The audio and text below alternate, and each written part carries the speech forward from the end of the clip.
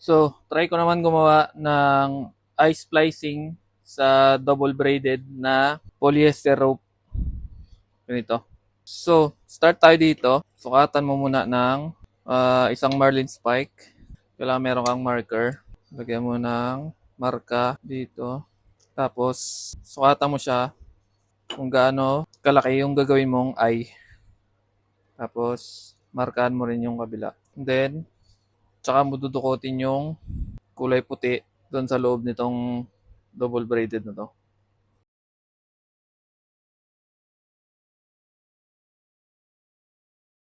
So ngayon, pag nailabas mo na, lalagyan mo na siya ng marka.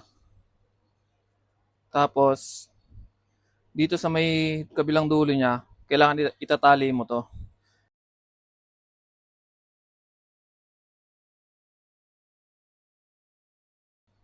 Lagyan mo siya ng buhol. Tapos, hilahin mo na yung palabas itong puti. Kaya atras mo. Atras mo tong blue. Kailangan lalabas siya yung puti. Tapos susukatan mo ulit ng isang marlin spike. Okay? And then, hilain mo pa to. Isang marlin spike. And then, 1/3. Ito. So, mali ako ng pagsukat dito. Dapat 1/3 lang. 2/3 pala itong nagawa ko. Next na gagawin mo is, ipapasok mo na tong kabilang dulo na blue dito sa marlin spike. Papasok mo siya dito sa may pangalawang marka ng puti.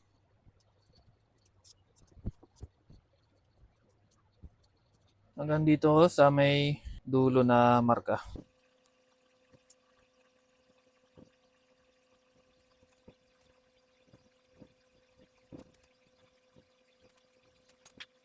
So kailangan, itong puti na to,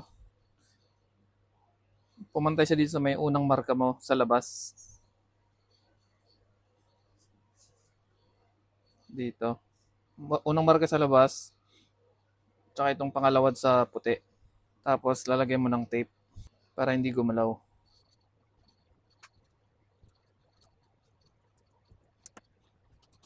So next na gagawin mo, so puputulan mo na yung sobra na kulay blue, yung outer na layer niya. Dito, atras ka lang konti. And then, babawasan mo pa siya ng kalahati para mag-fit doon. Para hindi siya sobrang laki. Ito ang kalalabasan niya. Bawasan pa natin. Okay. Para panipis siya. Tapos tsaka mo hilain. Para pumasok lang siya. Putulin mo na lang yung sobra.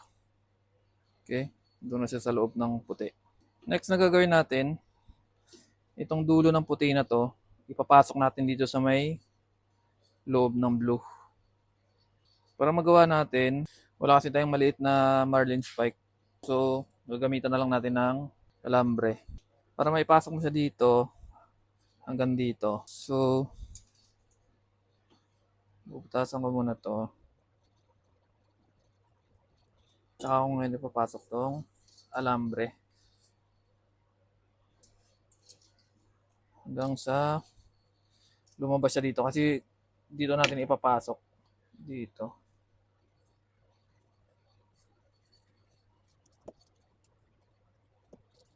Ito na siya. Susunduin natin yung puti para pumasok siya dun sa loob ng outer layer ng rope. So dito, pwede mo natin ilak muna natin to para hindi siya sumobra. So ito na yung kakalabasan. Ang ginagawa ko dito, tinutulisan ko para mag-fit siya, pumasok doon.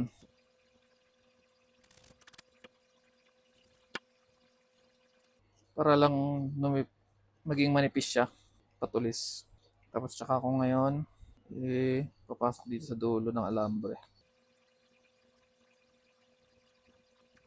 Tsaka ako ngayon titipan.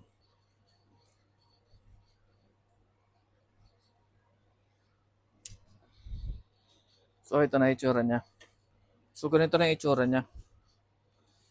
hihilain na natin yung alambre para masok itong mahabang puti dito sa may outer layer ng tali, ng ropes na to.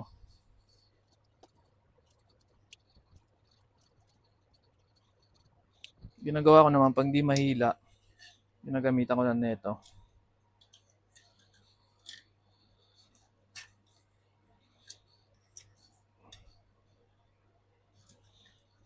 Para lang mahila siya. Papasok. Ito na siya. Ito na yung mahirap na part eh. Kasi magiging doble yung kulay puti dito sa iisang cover.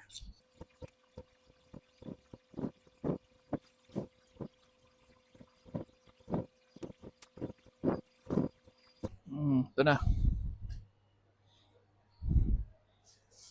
Ito na siya.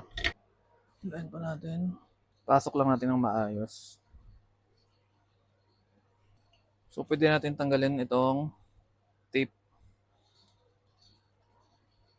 Ngayon, hihilain na natin itong blue para itong puti pumasok pa lalo.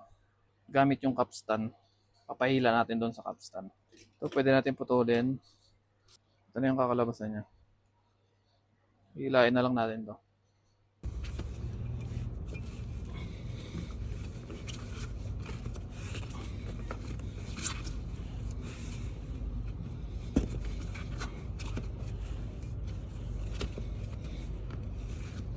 Start.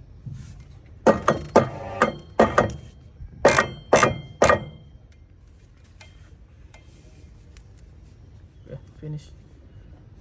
So after mahila doon sa capstan, ito na yung kakalabasan niya. Puputulin mo na lang to yung extra, yung excess niya.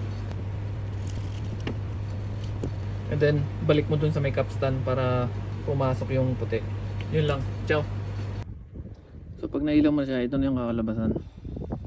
Finished product.